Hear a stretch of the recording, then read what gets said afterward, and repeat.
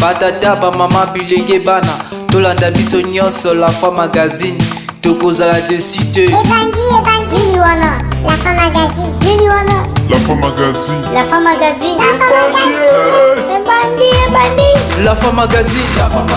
La Foi Magazine. La Foi Magazine. La Foi Magazine. Biso na bino pene pene. La Foi Magazine. La Foi Magazine. La Foi Magazine. La Foi Magazine. La Foi Magazine. Biso na bino pene pene. Information assurée, qualité image Kolobate. La meilleure promotion pour tous vos événements. La Foi Magazine. La Foi Magazine. La Foi Magazine. La Foi Magazine. Bienvenue à Bandeko, vous connaissez partout dans le monde. Na kati ya rubrique qui est bengi passé de l'homme, na kati ya La Foi Magazine. Dans un enseignement ya ko présenter une émission oyo ya mukona lelo. Parce que émission oza émission moko to kabolaka connaissance, to kabolaka mayele na makambo oyo mingi to yebaka te. Yango lelo nazali na enseignement pe makasi pe limemia ya ko présenter une émission. Na kati ya plateau nazanga moko te naza accompagné na ma consoeur Nadège Bekanga. On appelle Simbote. Bonjour Nadège. Bonjour. Vous êtes prêts? Oui, nous sommes prêts. Merci beaucoup. Émission Yamko Alelo. Ezali vraiment émission mo to kolobela mama mo ebele. Ba lobi to vivant na kati ya mokili me makamba ko sala pe za la rapé mo ebele. Invité na biso mo ko Alelo ezali maître na biso oyo to bengi na kombo ya maître Geger. Yene to kosoana mo ko Alelo makamoni ni tali relation na biso na ba esprit. Bonjour maître. Bonjour. Maître, vous êtes prêts? Oui. Vous êtes prêts? Oui. Na linga ki avant to bande émission na biso mokona lelo na linga ki na question fa na banda na ona avant to kota na sujet na biso mokona lelo. Na linga ki o epsang o répondre biso na question oyo. Tango mutu abotami. Tali mwana mutabotami. Réaction za rali biso za rani. Respiration. Respiration et après réaction. Voilà. Mais à l'iboso, ils allaient respiration. Respiration, kolela. On a gagné à côté kolela. Tant usko mutu. Akufi. Hein? Tozo nganan. Tant mutu aleli. Ba o ba moni na ngab ba lo ba nini ba ozana sengo to ba ozana mawa. Soki mutu asalini. Abotami. Abotami. So moni mutu aleli. Bato basi babotama bazali na kati ya mokili. Ah oui. So ba moni wana leli so ba ozana sengo. So ba ozana mawa. Yo mona nini? Ba ozala na plaisir. Esengo. Yo yamba être o aye kozana biso ensemble. Siko mutu akufi. Soki mutu akufi. Ils ont d'abord choc, il y a séparation là, donc c'est ça. Choc à séparation. Choc à choc. Bakabwani na ndenge ya physique, ba omona na lisusuté, peut-être banda okutana na ba forme mosusu, mais la forme physique boyende ba okutana lisusu. Bien sûr. Ce qu'on va passer la ranine parce que tant que tout le monde mutaku abotami, yé o abotami aleli.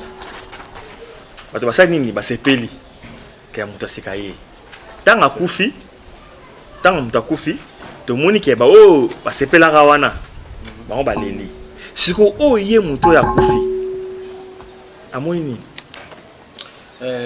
oyo kufi wana donc po atiki batuna mawa oui atiki batuna mawa batunde bamoni yango ndenge wana mais or que izali nango normal. Ils allaient processus à vie. Donc, nous surtout dans moto zolela yo pour les gana même chemin. Ils allaient 4 souffrances où ils allaient 4 vie. Déjà naissance on a on a déjà et puis maladie et VS et puis la mort. Donc nous souffre les gana 4 chemin on a. Ils en être humain moroté ou arrosant les gana 4 chemin on a pour exister dans 4 mokili. Maître, toujours parler sur les esprits. Oui, c'est ça. Ce qu'on a tout parce que on a au définir biso langage wana. Parce que mutabotami ba sepeli. Mais si bitument mutu pas kufi, mutango ba sepeli, ye mutana botama kena lelaki. Réaction au but respiration mais coller la pesa na kati. Pour ba ke moi na za na bon moy. C'est ça. Ah oui. Ce que ba o muna moni mutasikaye. Tozui mwana tozui juste de kanze la wana. Soutant akufi et puis si mawa baleli ngai ba esprit ni et circulaire à place wana parce que la personne quand vous les perdez comme ça mutaki na bino ndenge moko bonne ko simba bona ozana mais vous perdre kana na moi mukusi na tamo ka msu ya mukusi boyeto ya mulai ça dépend de la l'âge où mutakufela oui tant mutu akufi ndenge ana eloko alose za attachement déjà au biso to koma nango entre biso na biso donc to message déjà trop et puis to perdre mutuana na ndenge ya physique so mona itake bato mususu openda baza na connaissance ya makasi te bayebi baloi mystique te parce qu'ils ont bato nyonso te kande balelaka te eza mususu te ça dépend ya bédication puis même na ba religion eza pe na bato mususu na éducation mususu tel que le rôle balokwa neti bendie mutu akokufa boye me monake bango bamona yango normal baosepela parce que bayebi ke mutu wana aosala baexpérience ya vie mosusu puis baoluka kosoutenir mutu wana mpona mutu wana peut-être aya kozonga lisusu ensemble na bango mais eza pe na bato mosusu baza na kati ya baenseignement wana te ntango bamoni mutu akufi bamoni ondire vie na ye esuki bongo or que vie eza kocontinue zomona nde omonaka bato ebele bakoma kolela bakomi na bastress banini bamwa belebele en réalité vie ezocontinue nango kaka ozomona wana ezali ka juste loi ya vie ozomona ezali continuité ya vie ezaka lokwa neti tomonaka tootambola ti baire moko boye tolemba efosa nini olala motu na motu azolala na aire na ye nde mpe tomonaka meme makambo ya mort eza ndenge wana motu na motu aza na moment na ye oyo asala nini akufa ça dépend ya autonomie ya énergie oyo aza nango na intérieur na ye soki akufi nde na corps physique parce que esprit ezokufa te esprit econtinue nango toujours kovivre ozomona esprit kufa te esprit eza énergie esprit okufa te na ndenge nini esprit kufaka te esprit continuera na yango parce que corps na biso eza kaka tisi soit elamba soki mutu akufi nde toloba bongo corps nde kufi mais esprit ezocontinue toujours kovivre esprit okende kosala baexpérience mosusu eza na bamonde nango maître esprit ekeluka nzoto mosusu to ça ningini parce que pour esprit ya mutu de ça doit te perdre ye na makambu nyonso te non eza bongo te soki mutu akufi azo continuer kaka ko vivre donc akero osala expérience mosusu ya vie aza na monde mosusu oyo okende oyo akopase expérience et puis akoya suko renaître lisusu mais to seka nzamba sala so batuté soki to bakenza masala so batuté donc seka ezaka esprit osali accord epoli ekenda ngo mais esprit za nango yeko d'accord mosusu asika wana eza par rapport ya baéducation puis baenseignement nde bapesaka bato osomona makambo ya bakosala bato wana bani tout wana eza par rapport ya nini ya baenseignement eza processus donc ça dire quoi baesprit basalaka baexpérience par rapport ya bastade omoni moto mosusu akokufa mpe akiabotami mbwa akokufa mpe abotami ta mosusu nzete zomona ça dépend ya bacausalité eza na loi moko eza na kati wana zomona nzete mpe ekokoya pesali nini ebotami mpe moto zomona donc c'est ça merci beaucoup maître sujet na biso mokolo ezali quel est l'avantage de nos relations avec les esprits yango eza mama ya likambo ya mokolo lelo faut tolobela na maître Geger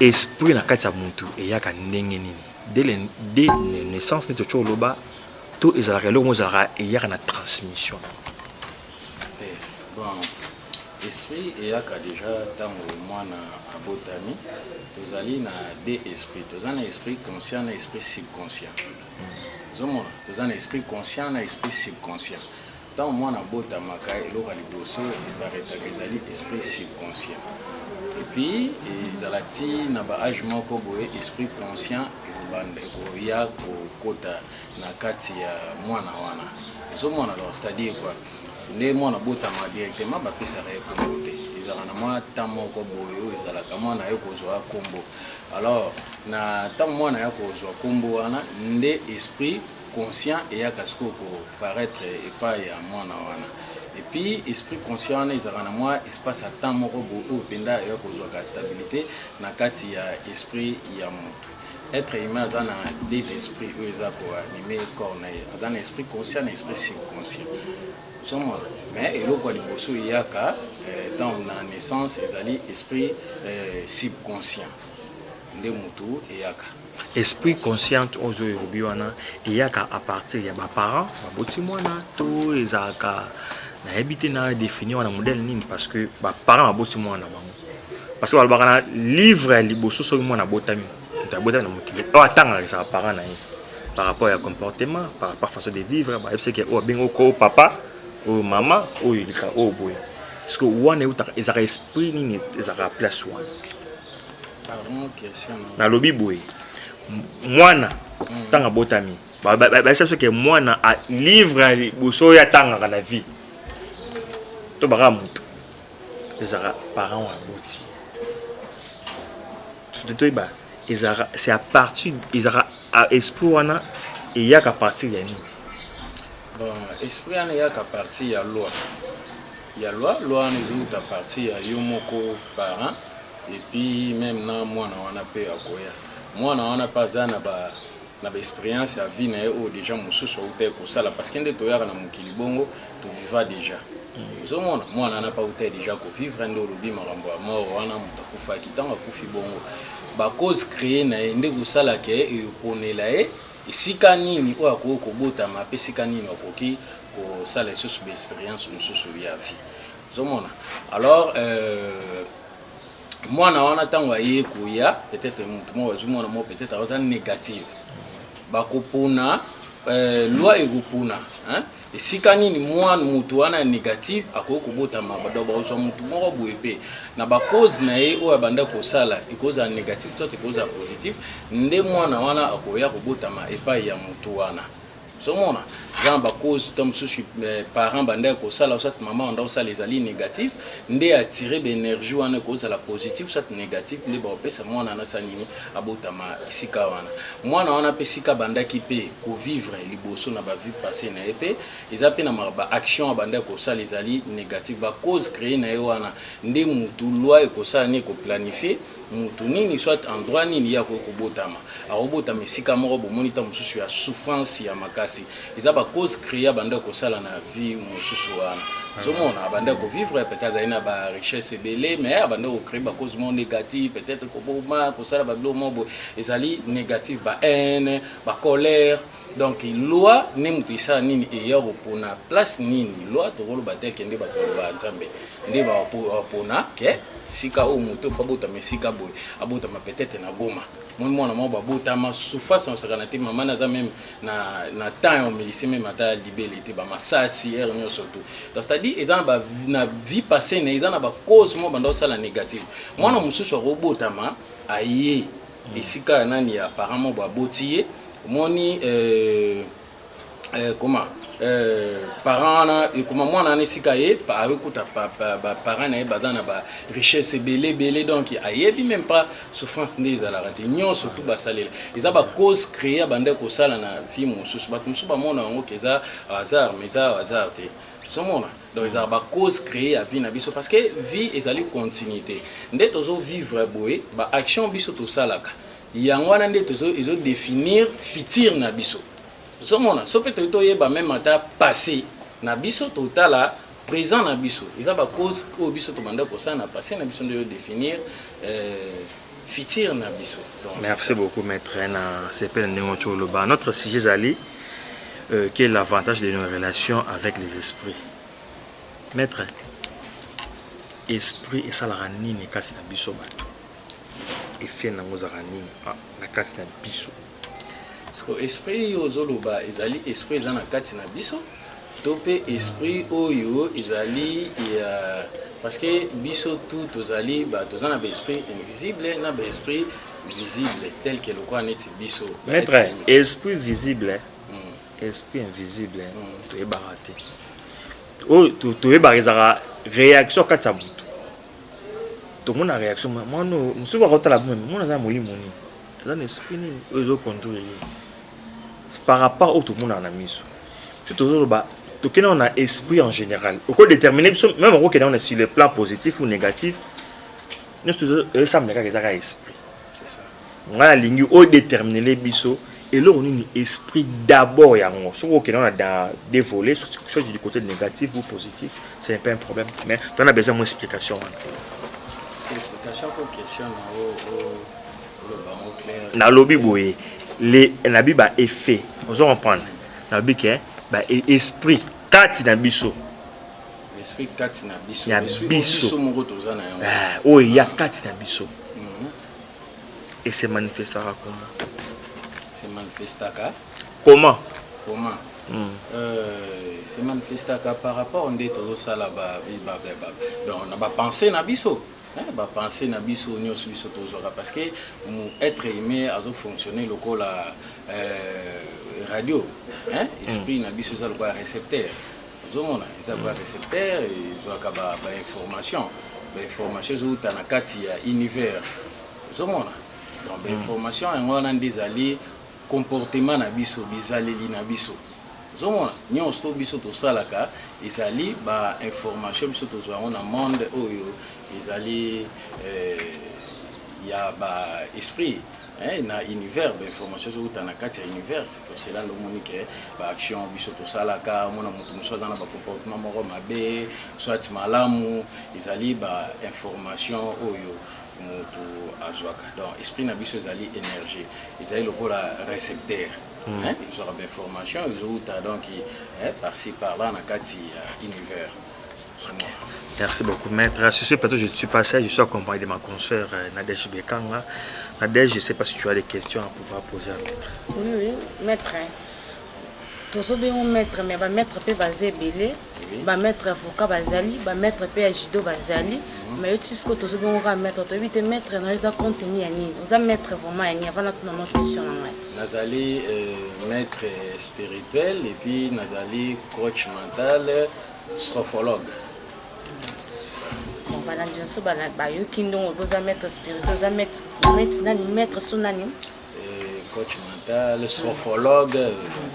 Bon, ça va tout par rapport à la question du bosso au confrère dans la Cédric a tout qui par rapport à l'esprit pour tous abatu biso soto sami na kolonzambe nde bibilobi relation ezate entre batu bakufa na batu abomo mais yo bisi biso awake ce mutu akufi akenda soko botama comme quelque part tout comme rosala manzete tout comme peut kobota tant sur toza Kinshasa wa abota mtamso na est tamso wapi yongo soko ba téléspectateur na so mona mwamba okenda ki po biso to sala msa pona ba téléspectateur na biso il faut ba comprendre bien bayeba ezara nini oyo ko sa ki po bible ne interdit esprit de et que na dernière mère na ezala ti jugement mais yo expliquer biso ki esprit que na kobota ma quelque part na ndenge nini esprit ko bota masute ke pe pourtant to zela so muta kufi fois zela ti mukolo donc seigneur akoya pour ça là enlèvement né mutu fois na na dernière mère donc c'est ba na la dernière mère na bangote bon bible ezala codé bible ezali codé donc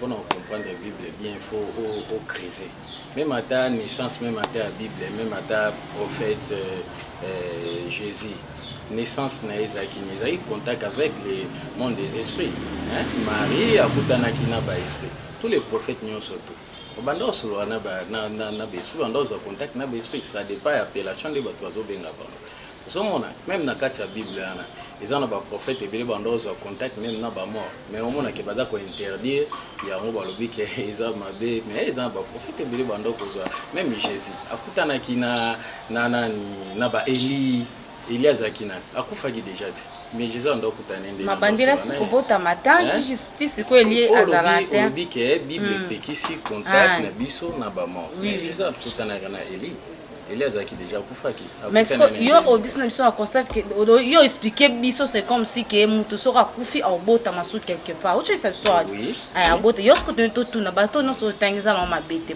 mais siko na sens ni non te to mona mutu mo abota akufa peut-être na Kinshasa que bota ma quelque part to ça la peut en sous constant na ngote de lo yo ko expliquer biso que mutu so kufi abota est-ce que vraiment lo quoi na existera to ezalato débiter le cause ali maître ya esprit ndo mo utu ko se présenter à oui existera ce qui mutu akufi alors que ça la expérience mususu ba biloko ozoloba wana ifo mutu asamba kaka na kati ya vie nde tomona do vivre pe. C'est ça on a différence à vie au mona ke wana za pauvre wana zo souffrir o wana kuna za bala siko to lobani nde o mona ke mutabotami aza aveugle soit abotami makolo katana ezanzambe ni mutayini pourquoi batno to babotama normal ba osepela est-ce quoi botami bon nzambe na yini non so mona parce que mutu ana botani ndenga na zo souffrir na réalité na biso nde to para boto mona ke osani zo souffrir ozwana ndezo baza esprit na ye to ezaki ebotama quelque part to ya ba comment tokoba ya bakoko na ye nde yango oyo osalaki obotama na nouvelle vie ou comment oui eza bacause oyo moto osala lelo yango moto ayedéfinir futur na ye ozomona parce que makambo biso toza véritable yo uswati motu ezali esprit na ye ozomona na bible olobi yango en réalité dans l'homme c'est l'esprit ozomona parce que corps na biso ekufa mais esprit ezo continue nango toujours kovivre eza te ke nde toloba ke mutu soki alali soki mutu azalaki na banyongo kotaki banyongo ntango okolamuka est-ce que baoloba nini ndenge olamuki bongo bato banyongo wana nyonso nyongo esili nyongo ezo continue toujours kati olamuki bato ya nyongo bayosengo eza pe ndenge mwana mamusotosala bato bazala kati ya dernière mère pour bazela jugement arrivé à Jésus-Christ ezala banani arrivé à Jésus-Christ mais Jésus tamususu azonga na ye pe déjà asongaka bani tout ça yo oyeba kodéfinir te ke Jésus wana Jésus abina azongi te po tomona tomoni enlèvement ta Jésus abina azongi te botanga oloba siko azongi oyo mona ona kati ya Bible ya ba yo koma susu babati vexement botala Jésus ana azongi non zomona Jésus pe tamususu azongaka parmi pe bato tozala na bango ngo expliquer biso lo ba téléspectateur na biso bolanda biso à la fois magazine ba ke ba esprit o ezala ke biso a kutu ba kutu ke yemo tango zonga lokola muyibi tamususu azonga pe omona ye pe mais on négliger mais non moi je ne pense oui mais kasi Bible en mo izo ba ndenge wana kasi alors ba bongo non na kosi alors ba ke zonga Merci beaucoup Nadège Bekanga, je suis très content de vous. Maître, comment est-ce que esprit, relation à biso na esprit, je parle de l'esprit, na kena kota esprit mauvaise, négatif. Et se développe à ndenge se développe à partir ya action au biso toujours ça. Tant tout ça, l'action est négative, toujours attirer peu d'esprit négatif vers biso. Tant tout ça, la mine action est positive, pensée, idée, comment on positive, émotion positive. Les deux ça attirer peu au l'esprit ya malamu tel que ange ya malamu l'esprit ya malamu ce que tout ça la mine na action est négative, idée négative, pensée négative. Maintenant, action négative, il y a un esprit. Oui, il y a un esprit. Il y a un nzamba sali mutu, espèce mutu libre arbitre au choisir. Donc, à sali mabe na malamu. Parce que les lots batu bakanisa kabatu belé na connaissance oyo batu bazana on ba ebi ke nzambe aza malamu. Mais nzambe azali malamu azali pe mabe. Nzambe azali na polarité. Nzambe za mabe. Mais oui, parce que so mabe. Nzambe nzambe ya za malamu kuna. Non nzambe malamu yeni malamu ka kuna biso. Ça dépend ya ba enseignement. Zomona. Tant ba oloba ke nzambe azali malamu. Parce que mabe wana bazotikela yango nani parce que nzambe ndaza nyonso tu. Nzambe za nyonso te. So abinyoso siko o mususu wana otiango wakasi. Soki aza nyonso. Acha de chemin. Nzela malamu nzela malamu. Mabe wana siko eza. Acha nzela malamu. Asenga bapona nzela malamu. Mais c'est ça on a l'obit, hein. Nzambe azali polarité. Zomona polarité wana pezali même na ba pensée na biso le yin et le yang. Mabe na malamu positif négatif. Zomona siko yo moko ni muto choisir apesi muto liberté. Zomona libre arbitre choisir ce que muto lingi malamu ba idée on a vu que cerveau na biso fonctionnera lokola radio. Zomona alors il y a un moment que ba nan même Socrate aloba connais toi-même. Donc faut mier ba d'abord yo moko mier bezani muto za esprit. Faut yeba comment esprit nous a fonctionner. Ce qu'on yebi en haute même attendre nzambe ozoloba no yebi était. Parce que même ba idée na yo ba penser na yo au quotidien contact même na esprit démoniaque bazo pesa ba information et puis bandi ko sala yango mais yo ozo yibate on mi ebité esprit démoniaque après ces informations esprit démoniaque on explique que sala ba moni que comme ko ina mutu o comme ko ina mutu ezanine eza fréquence na ba monde d'esprit démoniaque parce que le cerveau na biso des ana eza récepteur ezali émetteur récepteur biso to pesa pe information pas l'esprit va pesa biso pe information Zomona. Voilà, aussi que c'est parce que muto ça n'éveille au milieu d'abord comment esprit nous a fonctionner. Ce qu'on évite au bando ça la action monsieur ezali négative. Na kati ya conscience au milieu bité. Zomona. Donc quand on attend ce mona lelo mona pasteur mutu moko boyebe zo kamwa a violer ndenge nini na sali bonde yo ranti ba idane utara. Ils ont à partir, il y a Moutouna et Ebiko se contrôler comment l'esprit n'est pas fonctionner. C'est que l'esprit de domination est allé, donc tout le bagage esprit de domination est allé peut existera. Dans le sens que ce beaucoup de Moutougé à Moutazu a dominé. Koutana oui, Moutounio, Bissonio surtout fonctionne en ligne, ata yo posana yango, zomona. Babengo télé psycho kinésie soit télé psycho. Donc yo ozwa kama kanisino tsango pe na mutu ya mutu. Peut-être oyeba ate.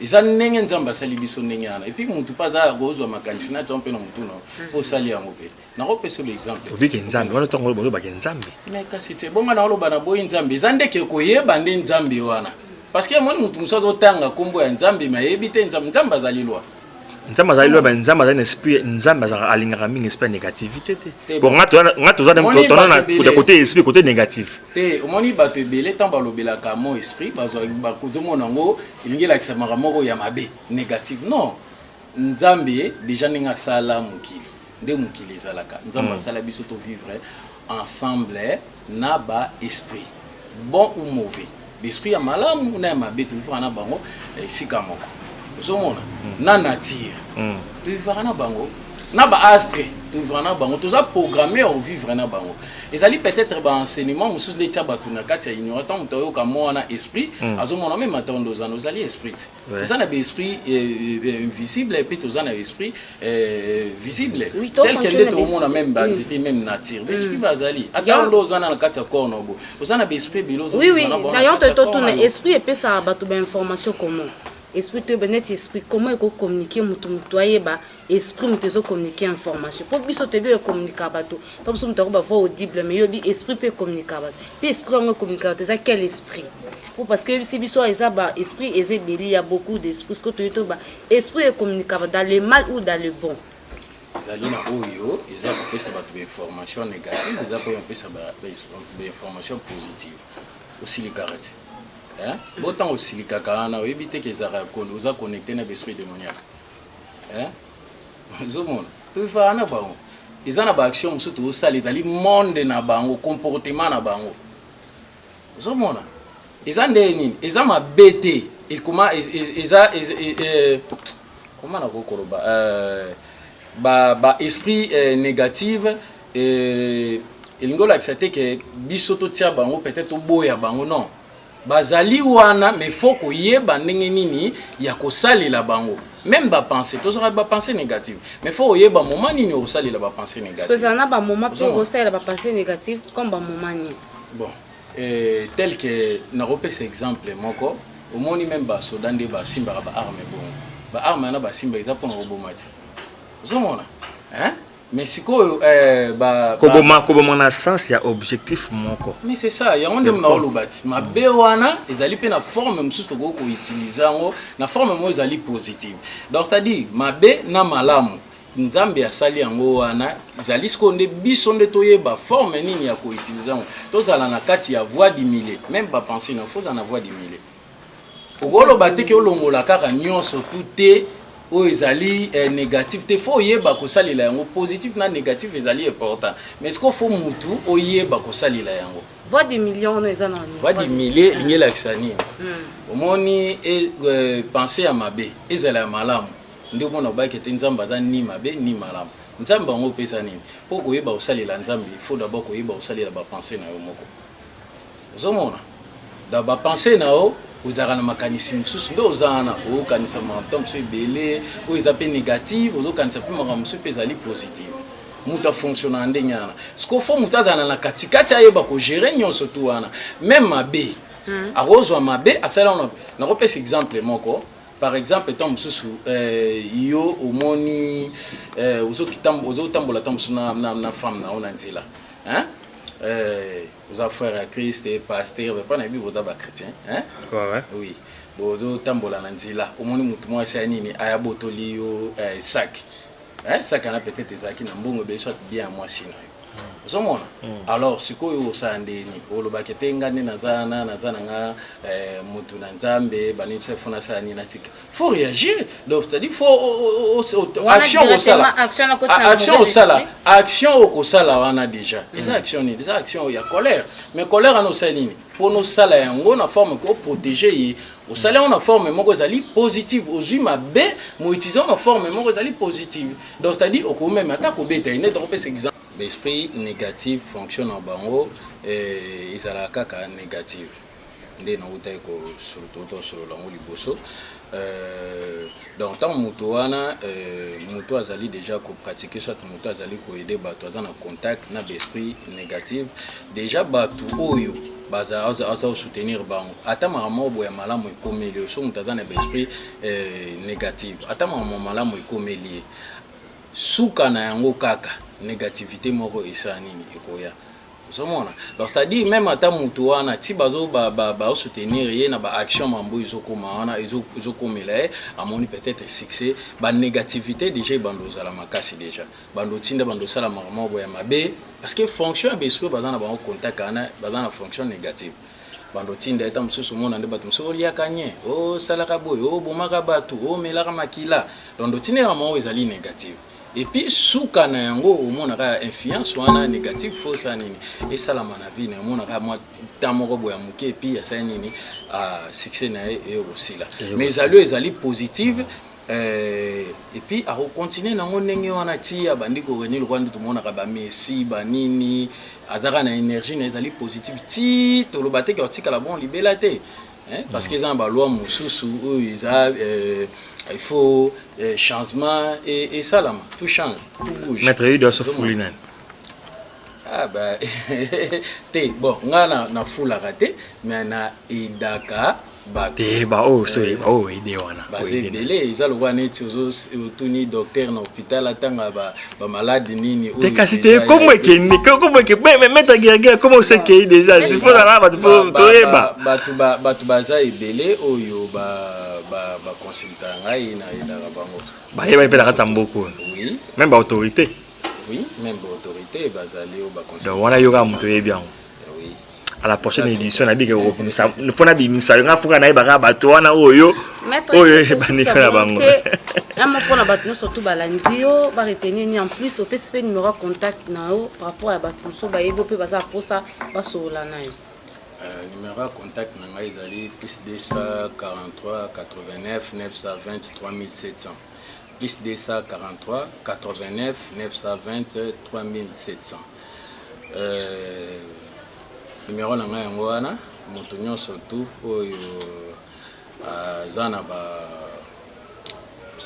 ba problème soit ba difficulté ya vie oyo alingi ba soutenir ye soit ba coacher ye naza dispo chacun fait sa part ngai nazali côté ya spiritualité mutu na mutu aza na musala na ye nde moni nzambe asala biso nyonso tosala musala moko te nde bango baza bajournaliste bacolonier mpe bazali bamaçon mpe bazali siko biso oza na domaine ya esprit donc c'est ça mutu nyonso amoni kaza na difficulté bongo akoki kocontacter ngai. Merci beaucoup maître question suka okosala pe okosala pe non. Nous sommes arrivés à la fin de notre émission. Vandeko Alandi na sepeli mingi tetozaki lelo na maître Guerguer. Je pense que Bolandi na rubrique na soto bengi yango na komo ya pensée de l'homme. Je suis très heureux à pointer une émission accompagné de ma concert Nadège Bekanga. Merci beaucoup pour ton assistance. Merci maître pour l'assistance na yo na pesi merci mingi na staff technique na biso na zomona derrière la caméra. Elezia Diansoka, Penamoni, Miché, Sakobo, Nassima Caméra, sans oublier notre coordonnateur point carré sage toto papa o aza mayele makasi ya osaranate donc Pachas Matamu na moni staff mobimba na Nadine Tampi donc bino tout en tout cas penanza pa mbona bino je pense que à la prochaine numéro to kutani susu au revoir merci beaucoup batata bamama bilenge bana tolanda biso nyonso la fois magazine tokozala dessus te Ebandi wana la fois magazine. Nini wana La fois magazine. la fois magazine. Ebandi. la fois magazine la fois magazine la fois magazine la fois magazine la fois magazine biso na bino pene pene la fois magazine la fois magazine la fois magazine la fois magazine la fois magazine biso na bino pene pene information assurée qualité image kolobate la meilleure promotion pour tous vos événements.